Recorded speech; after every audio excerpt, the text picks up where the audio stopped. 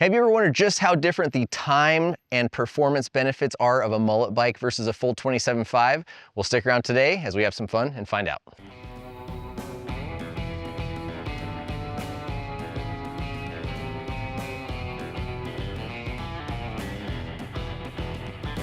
All right, everyone, so chances are you have seen the Mach 6 that I've been riding for the last year or so in a couple other videos. We did an air versus coil one, and in today's videos, we're gonna be doing a 29 front wheel versus a 27.5, so a Mullet versus a dual 27.5 platform, and see just how different the agility and handling performances are, as well as the all-out speed in some timed runs here at Mount Bachelor. We've had this bike for about a year. We've ridden it at Whistler, backcountry trails, some local rides, and of course here at our home bike park, Mount Bachelor. So stay tuned. Let's get into some of the numbers and see how the bike performs.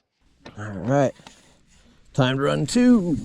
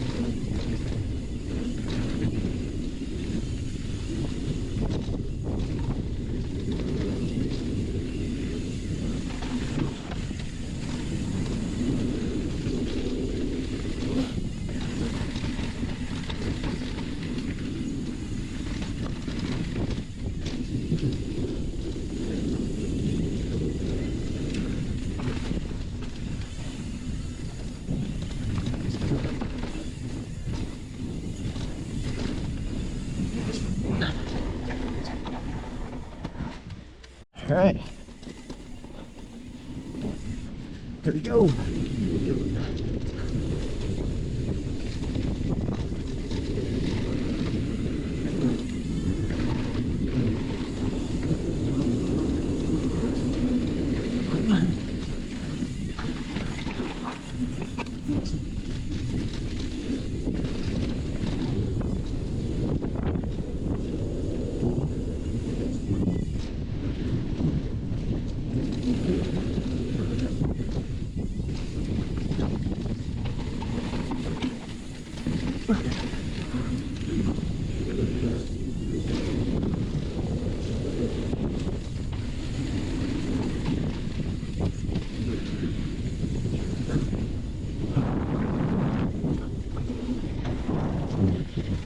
What am I noticing?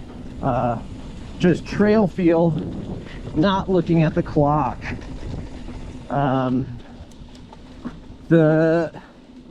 did raise the stack height up a few millimeters to sort of compensate. Puts me in a pretty similar spot in terms of bar height.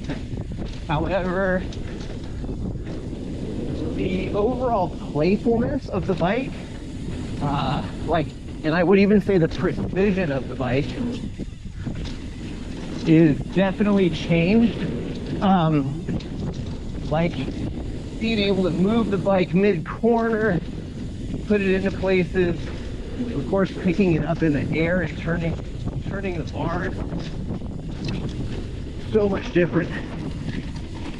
Stuff like that right there, little bit of a downgrade in performance. Not being able to trust that big front wheel to just kind of roll over stuff, a little different.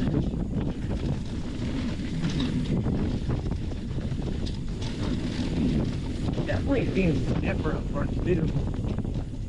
Just more feedback, and I don't know if that's the stiffer front wheel, but I got settings all pretty much the same.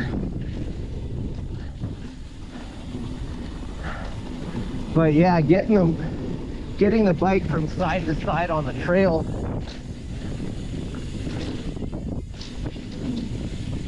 definitely an improvement.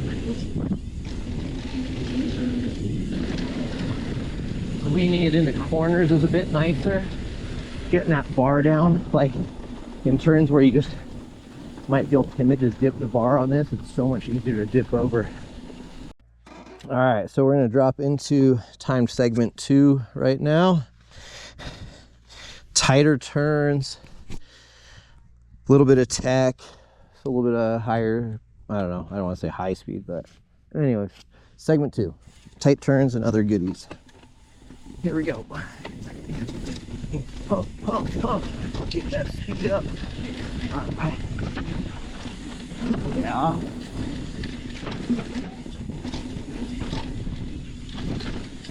Bike feels so much shorter overall.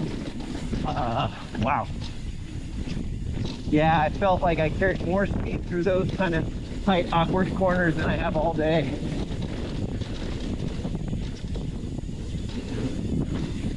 The bike just felt shorter, like I didn't have to put the front wheel out so high in front of me.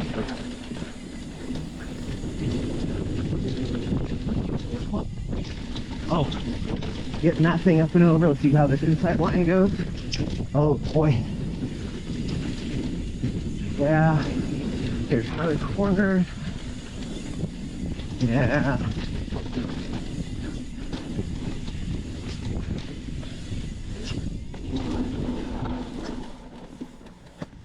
Okay, dropping into segment 3. Here we go.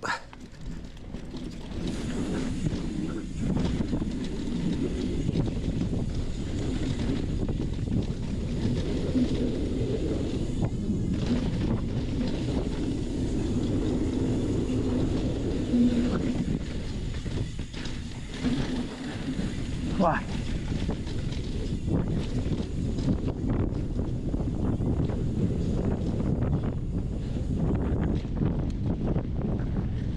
Brace.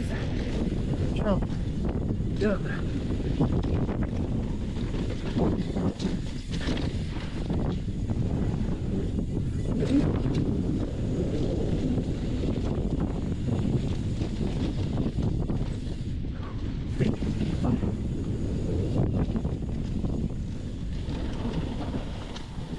Nearly identical again.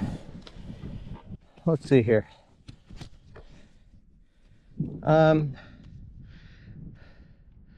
Very close in times, which are, you know, we're doing pretty short runs or time segments. The feel is different for sure. There's different areas where speeds feel faster on one versus the other.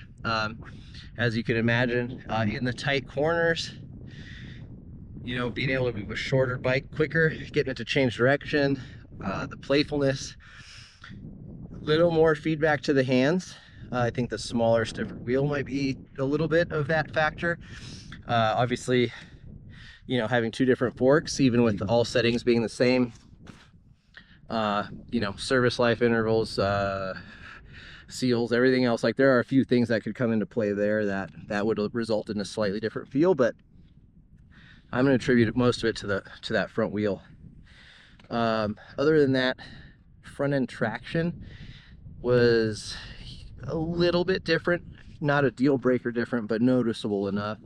The precision though, it was like a friggin' scalpel. Just turning the handlebars the littlest bit would get the bike to go where you wanted it.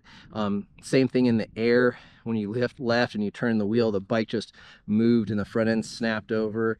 You know, pre-hopping or bunny hopping stuff, I definitely noticed not having to pick up as high.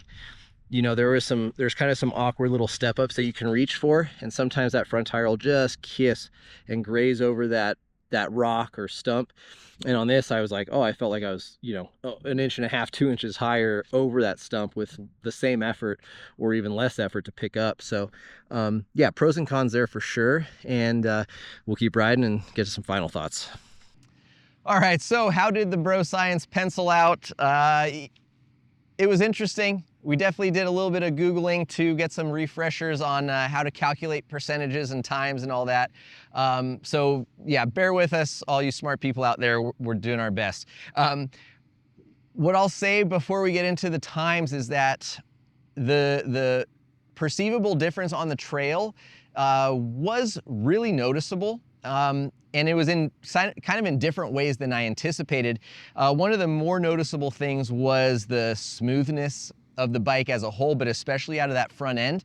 And what that meant was a little more rest for my upper body. You know, sections of trail where there's lots of roots and erosion, so there's like stair-steppy bits of trail, braking bumps, washboardy stuff, anything like that. I was kind of able to just let the top half of my body relax a little bit more because that bigger wheel did smooth out that terrain and allowed me to kind of get that back end and just plow over stuff because the front end took it up with stride.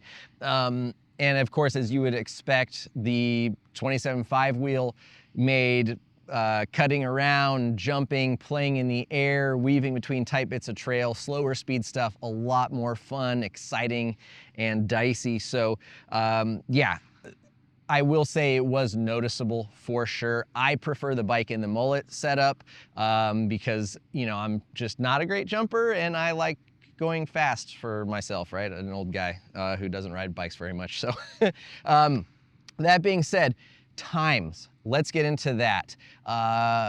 Again, you know, we were going off a stopwatch on the thumb. So we could be losing little bits. We tried to do as best we could with start and stop lines to make it repeatable and as accurate as we could, but of course, when you start getting into milliseconds, there's margin for error there.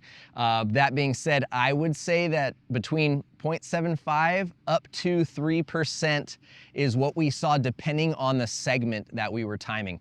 Some segments were very, very close, and in fact, I had some times that the 27.5 front and rear was faster. That was very rare, I think maybe only once.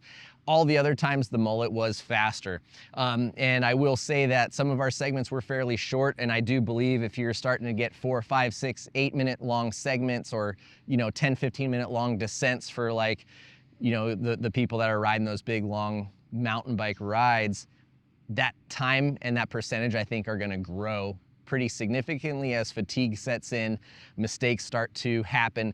That bigger wheel is going to allow for more forgiveness and a longer, faster ride. But again, yeah, you'll see some of the times posted there, but I would say 3% is a pretty solid spot that a real aggressive racer would notice. Again, if you are racing though, you probably would be looking at the Firebird as opposed to the Mach 6, but if you're looking for a bike that is kind of versatile and can do both, be a play bike and do some racing and some bike park laps when you want, I think having this thing in the Mullet setup would be the way to go. And of course, as you see, doing a fork and wheel swap isn't terribly time consuming and was something we did a lot of in the parking lot during our test periods. So along with the larger wheel, what is changing on the bike? There's gonna be a few numbers that change. Reach is gonna be changing just a little bit because as this front end comes up, the reach of the bike effectively shortens. Head tube angle changes a little bit. Bottom bracket height as well as bottom bracket drop are changing. And you know, BB drop is the number of the bottom bracket below the axle, right? So with a dual 27.5, your bottom bracket drop will be here, but when you raise that front axle essentially by putting a larger wheel, the bottom bracket drop is no longer even between front and rear wheel, so that changes. All those things make for a slightly different ride. Obviously, seat tube angle is another one that will change slightly as you kind of chopper that bike out. I didn't really notice any huge detrimental effects as far as climbing. I didn't feel like I was looping out.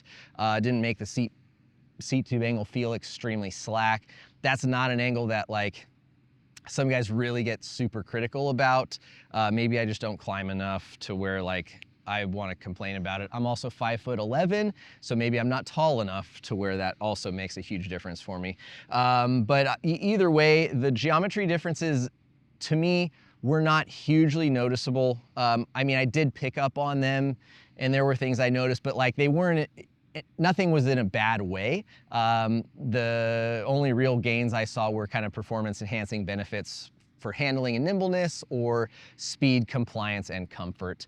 No real changes in terms of comfort or anything like that to negatively affect me wanting to do it. And again, this bike was designed as a dual 27.5 and I prefer it as a Mullet. I'm just not the most amazing jumper, like I said, and I would prefer having a little smoother, faster, and composed ride with that 29-inch wheel up front. So there you have it, folks. Some unofficial bro science. We had a lot of fun making this video. A lot of these things sort of just come about from either questions people ask us or our own curiosity. If you have suggestions, ways that we can make these sort of tests more fun, more educated, better, let us know in the comments, guys. We always enjoy and appreciate constructive criticism. If you want to be rude about it, that's cool, but we might be a little sarcastic back to you guys. But other than that, thank you guys so much for watching, coming along. Please don't forget to subscribe to the channel for a lot more fun videos. Thank you very much, and we'll see you out on the trails.